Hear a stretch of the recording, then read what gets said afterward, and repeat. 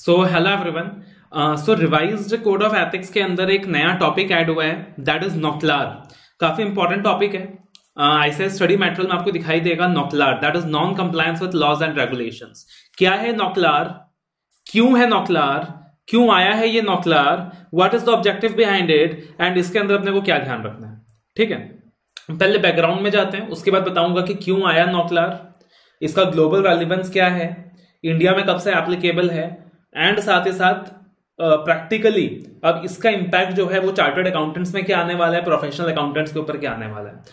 तो याद करो, जो एक चार्टर्ड अकाउंटेंट होता है या जो प्रोफेशनल अकाउंटेंट होता है वो हमेशा ना एक एथिकल डिलेमा में फंस जाता है। एथिकल डिलेमा में क्या फंस जाता है? Duty of confidentiality versus disclosure.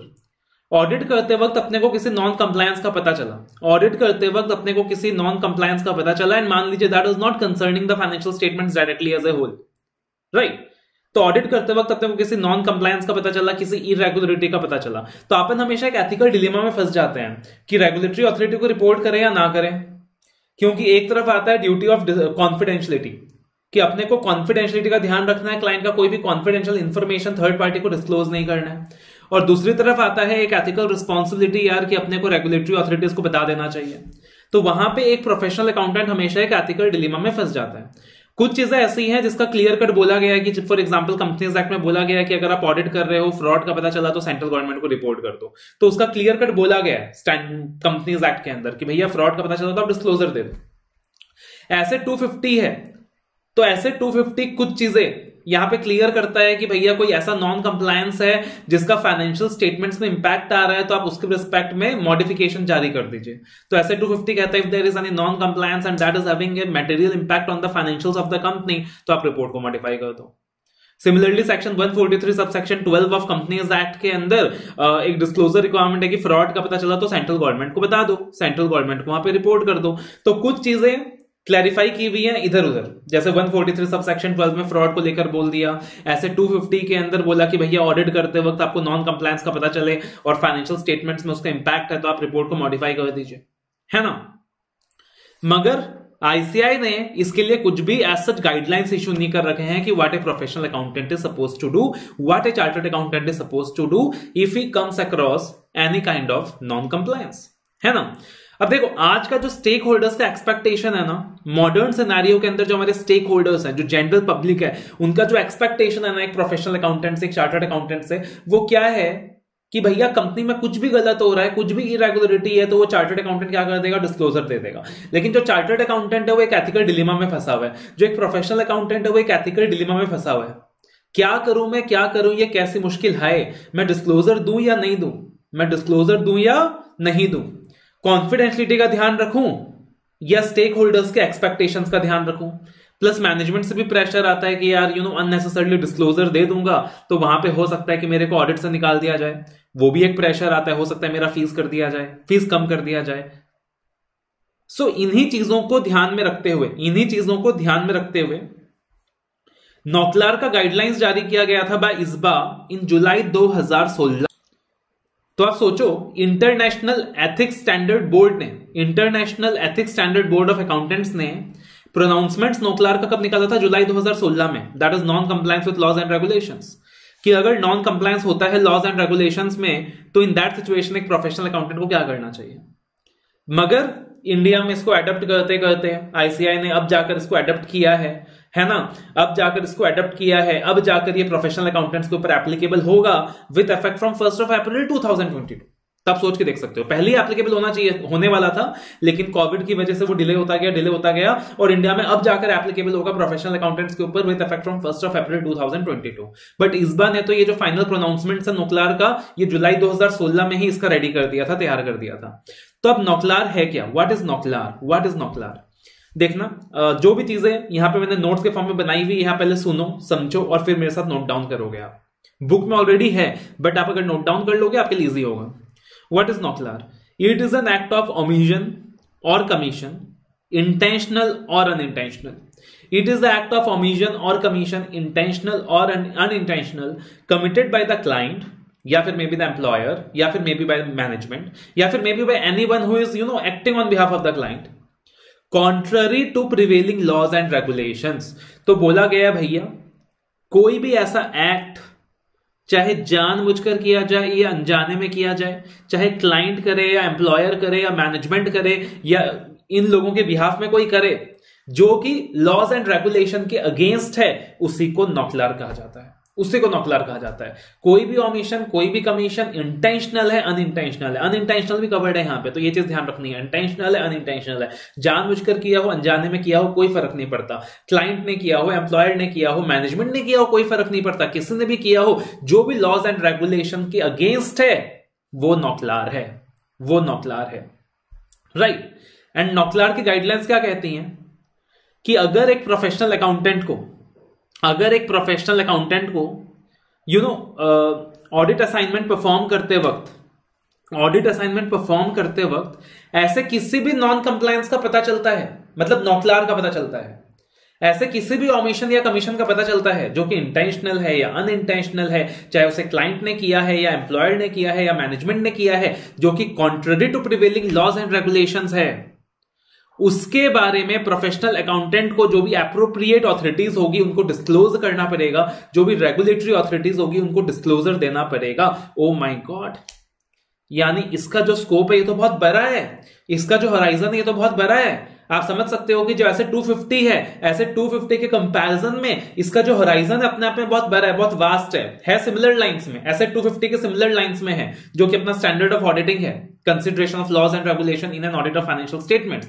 मगर इसका हॉराइजन बहुत बड़ा है। यहां तो कहा जा रहा है एनी एक्ट ऑफ ओमिशन और कमीशन, इंटेंशनल और अनइंटेंशनल, चाहे क्लाइंट कमिट करे या एम्प्लॉयर करे या मैनेजमेंट करे या anyone acting on their direction, जो कि लॉ रेगुलेशन के अगेंस्ट है, वो नॉकलार है। और अगर प्रोफेशनल अकाउंटेंट को पता चलता है किसी ऐसे नॉन कंप्लायंस के बारे में, तो अब वो चुप नहीं बैठेगा। अब जो उसका एथिकल डिलेमा था, क्या करूं मैं, क्या करूं, ये कैसी मुश्किल है, अब वो एथिकल डिलेमा रिजॉल्व हो चुका है। अब वो चुप नहीं बैठेगा, अब वो क्या करेगा, इसके बारे में रिपोर्ट कर देगा नॉन रेगुलेटरी अथॉरिटीज को। साथ में फाइनेंशियल स्टेटमेंट्स में डिस्क्लोजर भी देगा if it is concerning the financials, but साथ में क्या कर देगा, डिस्क्लोजर दे देगा रिपोर्टिंग अथॉरिटीज को। सो बहुत बड़ा चेंज है, बहुत बड़ा चेंज है। So NOCLAR, new reporting requirement in revised code of ethics.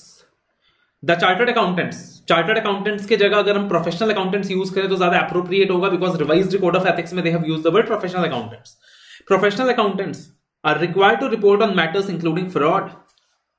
हालांकि कंपनीज एक्ट में भी फ्रॉड का जिक्र है, बट फिलहाल जो कोड ऑफ एथिक्स के अंदर गाइडलाइंस हम उसका बात कर रहे हैं। जब कोड ऑफ एथिक्स में गाइडलाइंस बनाया गया तो दे विल नॉट कंसिडर कि कंपनीज एक्ट में क्या है, ऐसे 250 में क्या है, ओवरऑल उन्होंने पूरा गाइडलाइन फ्रेम कर दिया। तो ऐसे 250 अपना अलग ऑपरेट करता है, कंपनीज एक्ट अपना अलग ऑपरेट करता है। इन्होंने ओवरऑल पूरी गाइडलाइन फ्रेम कर दी कि भैया तुमको फ्रॉड का पता चल रहा है, ऑर्गेनाइजेशन में तुमको करप्शन का पता चल रहा है, एनी काइंड ऑफ ब्राइबरी का पता चल रहा है, घूसखोरी का पता चल रहा है, तुमको पता चला है कि मनी लॉन्ड्रिंग हुआ है, तुमको पता चला कि एनवायरमेंटल लॉज रेगुलेशन कंप्लाई नहीं हो रहे, तुमको पता चला कि कुछ ऐसा हो रहा है कि public health and safety is in danger, public health and safety is in danger. For example upon audit करने गए और हमने देखा कि भैया मान लो कि कोई सीमेंट वगैरह इंडस्ट्री में हम लोग ऑडिट करने गए, हमने देखा कि जो मेटेरियल वगैरह यूज हो रहा है उससे क्या होने वाला है कि आगे चल के जो स्ट्रक्चर्स खड़े होंगे, हो सकता है कि भैया वो डेंजर में पड़ जाए, जो स्पेसिफाइड क्वालिटी है स्पेसिफाइड क्वालिटी यूज नहीं हो रही, and public health and safety is in danger.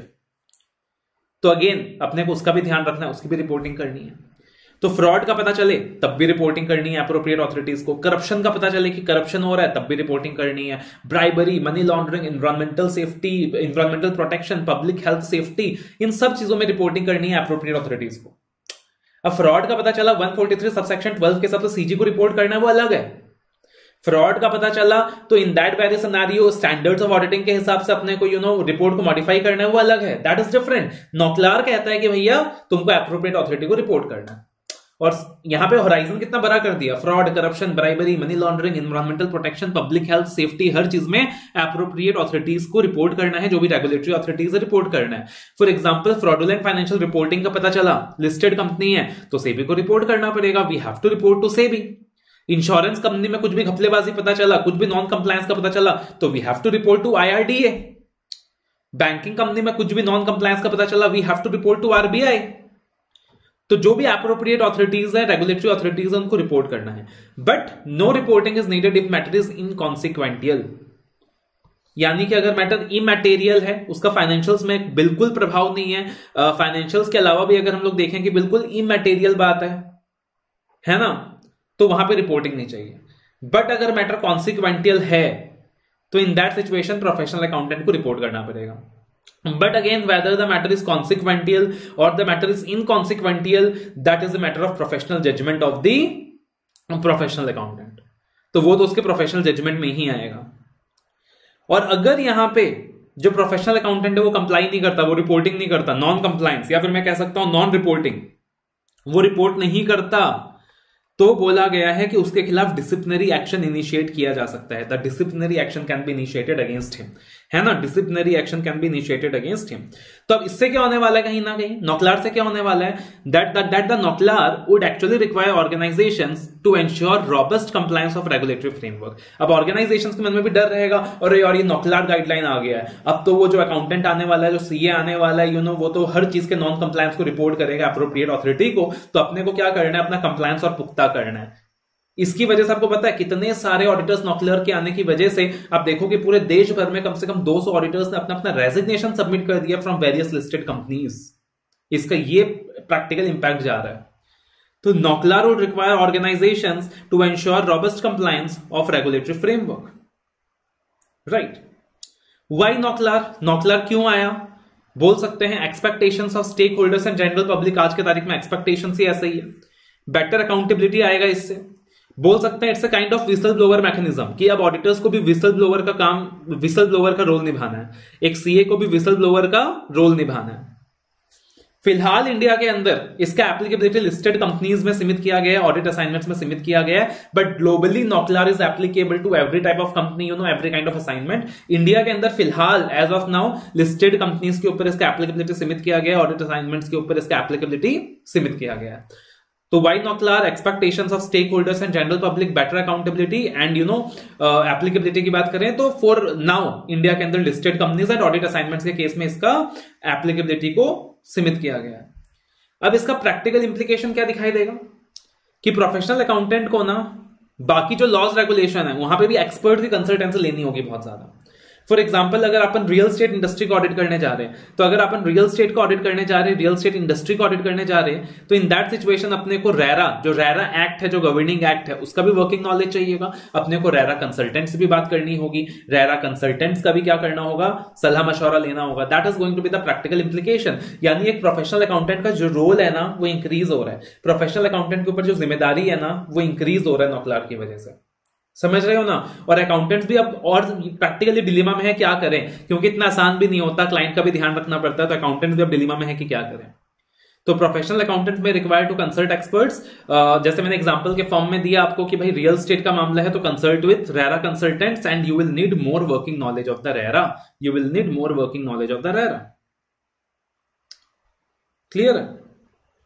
तो what is नॉकलर? Act of omission, commission, intentional, unintentional, committed by client, employer, management, anyone acting on their behalf, which is contrary to prevailing laws and regulations.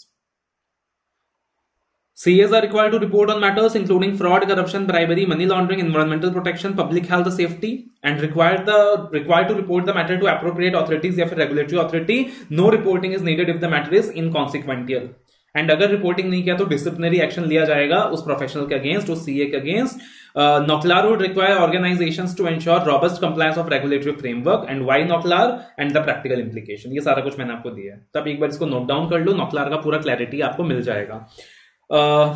ये आपको समझ आ गया होगा कि नॉकलर की बात करें तो it has a wider horizon in comparison to SA 250। Similar है ना, एसए 250 से सिमिलर है पूरा, consideration of laws and regulations in an audit of financial statement, but it has a wider horizon.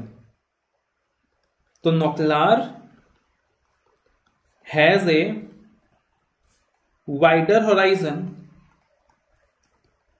In comparison with SA 250। बाकी आपके book में मैंने पूरा कंपैरिजन दिया हुआ है कि नॉकलर और एसए 250 में क्या क्या डिफरेंसेस है, तो एक बार आप उसको गो थ्रू कर लो।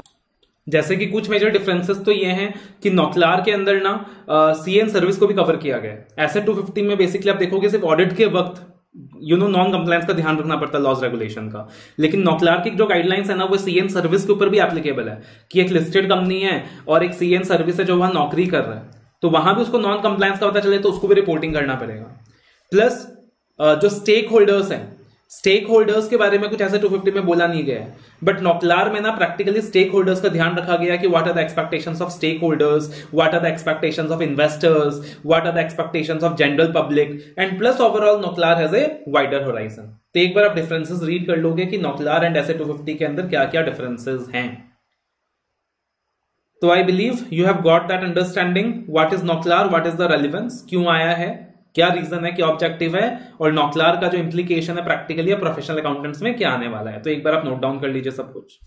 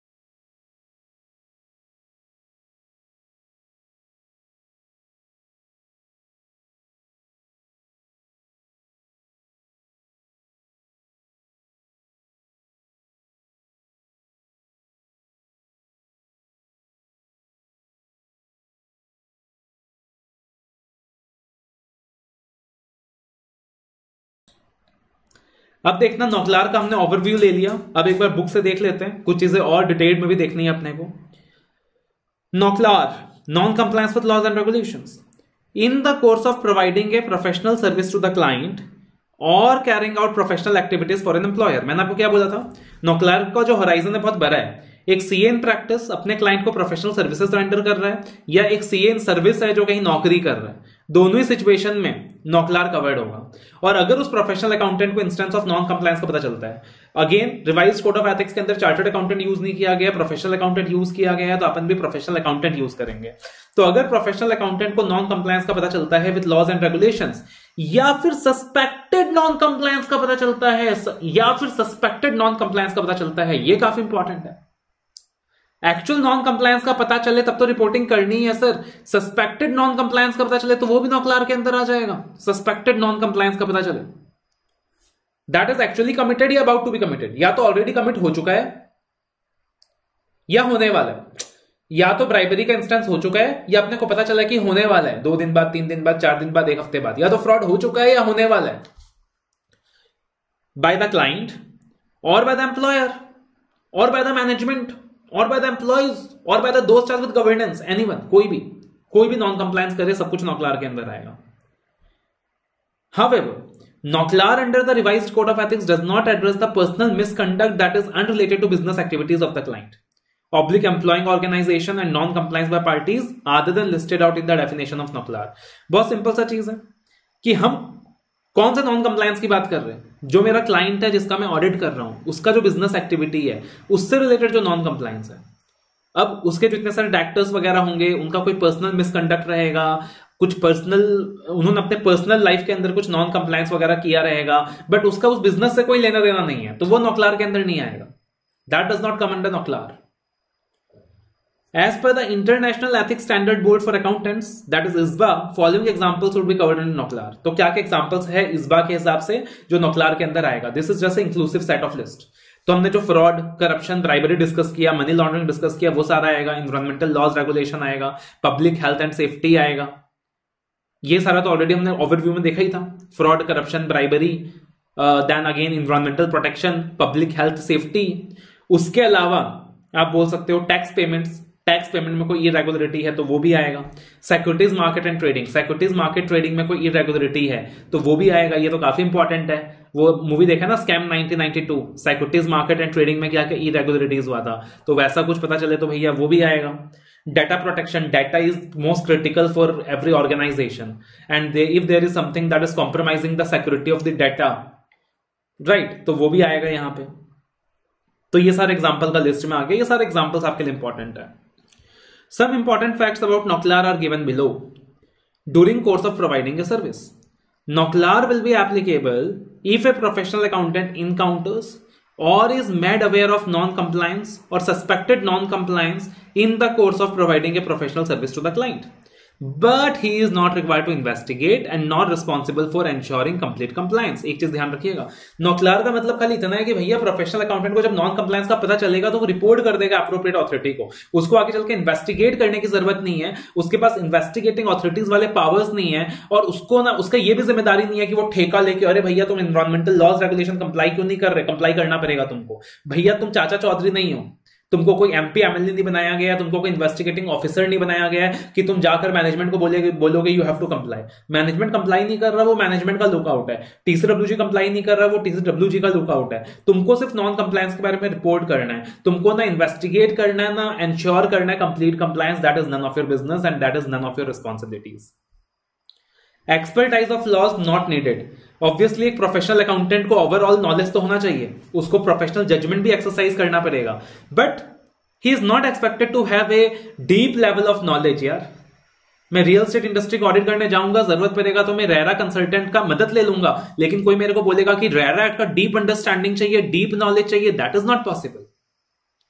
कोई एक्सपर्ट की मदद ले लूंगा कि इन्वायरमेंटल लॉज रेगुलेशन कंप्लाई हो रहा है कि नहीं, बट कोई मेरे को बोले कि डीप अंडरस्टैंडिंग चाहिए तेरे को इन्वायरमेंटल लॉज रेगुलेशन का, दैट इज नॉट पॉसिबल. तो a professional accountant is expected to apply knowledge and expertise and exercise professional judgment. However, he is not expected to have a level of knowledge of laws and regulations greater than that which is required to undertake the assignment. Whether an act constitutes non-compliance is ultimately a matter to be determined by the court or other appropriate adjudicative body. तुमको तो पता चला ना कुछ non compliance का, तुमको शक है ना, तुम डिस्क्लोज कर दो. आगे चल के मामला कोर्ट में जाएगा, कोर्ट डिटरमाइन करेगा नॉन कंप्लायंस है कि नहीं है. तुम्हारा काम सिर्फ उतना है कि तुम क्या कर दो, रिपोर्ट कर दो. Certain matters expressly out of purview. अगर मैटर्स क्लियरली इनकॉन्सिक्वेंटियल है, पता चल रहा है कि अरे भैया बिल्कुल इमैटेरियल है, बिल्कुल काम का नहीं है, बिल्कुल काम का नहीं है, बिल्कुल इमैटेरियल, एकदम फालतू का मैटर है, या something related to personal misconduct and that is not actually related to the business activity of the client, तो दैट इज समथिंग की जो नॉक्लार में नहीं आएगा. Disclosure which is contrary to law not required. तो as per ISBA code, disclosure of the matter to an appropriate authority would be precluded if doing so would be contrary to law regulation. याद रखना ISBA guidelines के तहत नॉक्लार आया है, वो law से ऊपर नहीं है. तो अगर लॉ मना करता है पार्टिकुलर डिस्क्लोजर, लॉ के तहत अगर मना किया गया है तो आप लॉ के ऊपर नहीं जाओगे. अगर लॉ का कोई रिक्वायरमेंट है कि आप डिस्क्लोज नहीं करोगे फलाने चीज को, तो फिर आप लॉ के अकॉर्डिंग जाओगे. फॉर एग्जांपल फेमा का स्पेसिफिक रिक्वायरमेंट है कि आपको मान लीजिए कि फेमा का कोई नॉन कंप्लायंस मिले तो you have to act in accordance with the FEMA guidelines, तो वहां पर फेमा गाइडलाइंस को फॉलो करोगे. नॉक्लार वर्सेस एसेट 250 डिफरेंसेस दिया हुआ है. क्या क्या डिफरेंसेस होगा?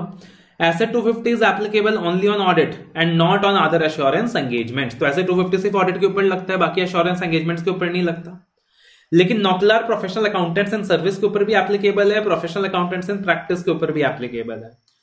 राइट. प्रैक्टिस की बात करें तो ऑडिटर्स के ऊपर भी लगता है, और जो ऑडिट नहीं कर रहे उनके ऊपर भी लगता है. However, degree of responsibility of the professional accountant varies as per the role. So again, NOCLAR has a wider horizon. Asset 250 talks of auditors' responsibilities for laws having direct effect on the determination of material amounts and disclosures in the financial statements, such as tax and labor laws, and other laws that do not have a direct effect on the determination of amounts and disclosures in the financial statement. But compliance is fundamental. तो ये हमने ऐसे 250 में देखा है कि auditor को भैया जो डायरेक्ट लॉज है, जिसका डायरेक्ट डिटर्मिनेशन है metal amount and disclosures in the financial statement पे, उसके लिए ऑडिटर रिस्पॉन्सिबल है, उसका डिटेल्ड नॉलेज चाहिए होता है। और जो इनडायरेक्ट लॉज है उसका एक ओवरऑल नॉलेज चाहिए होता है। नॉकलार while being alike to ऐसे 250 till this point, नॉकलार भी सिमिलर है, is further ahead of it that it takes into account non-compliance that causes substantial harm resulting in serious consequences in financial और non-financial terms। But नॉकलार के अंदर अगर कोई भी ऐसा नॉन कंप्लायंस है जो फाइनेंशियल टर्म्स में बात नहीं करता, कंप्लीटली नॉन फाइनेंशियल टर्म्स में बात करता है, तो वो भी कवर्ड है। If that is going to cause serious harm to the client, that is going to affect the going concern of the client, that is going to break the trust of the stakeholders, क्योंकि यहां पे stake holders को खासा importance दिया गया है। SA 250 does not define stakeholders, but NOCLAR is related to effect of non compliance on investors, creditors, employees and the general public. तो जैसे कि मैंने आपको बताया था कि नॉकलार के अंदर स्टेक होल्डर्स के ऊपर फोकस किया गया, investors, creditors, employees, general public. As per Noklar, in exceptional circumstances, the professional accountant might become aware of an imminent breach of law or regulation that would cause substantial harm to investors, creditors, employees, or the general public. Having first considered whether it would be appropriate to discuss the matter with management or those tasked with governance, the auditor shall exercise professional judgment and determine whether to disclose the matter immediately to an appropriate authority in order to prevent or mitigate the consequence of such imminent breach. अब ऐसे 250 में क्या था, कोई भी non compliance का पता चलेगा तो मैनेजमेंट को डिस्क्लोज करो, दोस्त चार्ज गवर्नेंस को डिस्क्लोज करो, रेगुलेटरी अथॉरिटी को डिस्क्लोज करना है कि नहीं, तो तुम उसके लिए तुम क्या करो, कंसल्ट करो एक्सपर्ट से, एक्सपर्ट ओपिनियन लो। लेकिन नॉकलार के अंदर बोला है कि भैया देखो, अगर कोई ऐसा नॉन कंप्लायंस का तुमको पता चला है ना, जिससे इन्वेस्टर को हार्म पहुंचने वाला है, क्रेडिटर्स को हार्म पहुंचने वाला है, एम्प्लॉइज को हार्म पहुंचने वाला है, जनरल पब्लिक का फेट टूटने वाला है, तो तुम डिसाइड करो, तुम्हारा प्रोफेशनल जजमेंट है कि तुमको पहले मैनेजमेंट को डिस्क्लोज करना है या डायरेक्टली एप्रोप्रिएट ऑथोरिटीज को डिस्क्लोज करना है टू मिटिगेट सच रिस्क, वो तुम्हारे ऊपर है। तो ऐसा प्रोविजन ऐसे 250 में नहीं था। Applicability of NOCLAR in India, the ISBA code of ethics makes NOCLAR applicable to all assignments in case of members in practice and to employers. तो ISBA के हिसाब से सारे के सारे असाइनमेंट्स में नॉकलार एप्लीकेबल है, लेकिन ICAI कोड के हिसाब से इंस्टीट्यूट ने फिलहाल नॉकलार की एप्लीकेबिलिटी को रेस्ट्रिक्ट करी है to audit assignment of listed entities in case of members in practice, and for the members in service applicability has been restricted to employees of listed entities only। तो India में आज की तारीख में सिर्फ लिस्टेड कंपनीज में, चाहे practice करें तब भी लिस्टेड एंटिटी का ऑडिट, सीए सर्विस में है तब भी restricted to employees of listed entity. तो इंडिया के अंदर ICAI ने भी फिलहाल नॉकलार का जो स्कोप है उसको क्या किया है सर, कर्टेल किया है। तो समराइज करें ना पूरा नॉकलार का डिस्कशन को, तो नॉकलार के अंदर नॉन कंप्लायंस की बात हो रही है, financial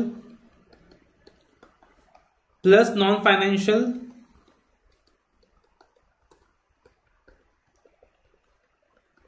causing substantial harm to stakeholders. NOCLAR के अंदर रिपोर्टिंग की बात होती है, अगेन अकाउंटेंट को यहां पे अपना प्रोफेशनल जजमेंट एक्सरसाइज करना पड़ता है।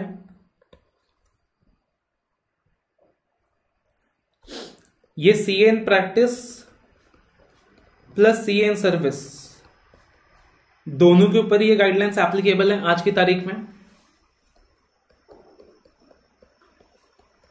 एक्चुअल प्लस सस्पेक्टेड दोनों तरीके के नॉन कंप्लायंसेस अगेन यहां पे नॉकलार के अंदर आ रहे हैं, एक्चुअल भी आ रहा है, सस्पेक्टेड भी आ रहा है। यहां पे there is a possibility that directly report कर दिया जाए to the authorities instead of first reporting it to the management. If the professional accountant actually feels that it is professional judgement की भैया रिस्क को मिटिगेट करने के लिए जरूरी है कि पहले ऑथोरिटीज को डिस्क्लोज किया जाए, तो डायरेक्टली भी रिपोर्टिंग हो सकती है। ऐसा भी ऐसा 250 में नहीं था। तो ये आप बोल सकते हो कि मतलब की जिस्ट पॉइंट्स है कि हाँ भैया नौकलार की गाइडलाइंस में ये सारी चीजें अपने को ध्यान रखनी है। तो इंपॉर्टेंट टॉपिक है, एग्जाम में एक आधा क्वेश्चन तो आप एक्सपेक्ट कर ही सकते हो, चाहे केस स्टडी के फॉर्म में आए, चाहे एमसीक्यू के फॉर्म में आए, चाहे डिस्क्रिप्टिव सिनेरियो में आए, बट एक आधा question you can definitely expect. And there is a huge possibility कि ऐसे 250 और नौकलार का कंपैरिजन पूछ ले, ये एक ऐसा क्वेश्चन ड्राफ्ट कर लिया जाए जिसमें ऐसे 250 नौकलार दोनों का रेफरेंसेस अपने को देखने को मिल जाए।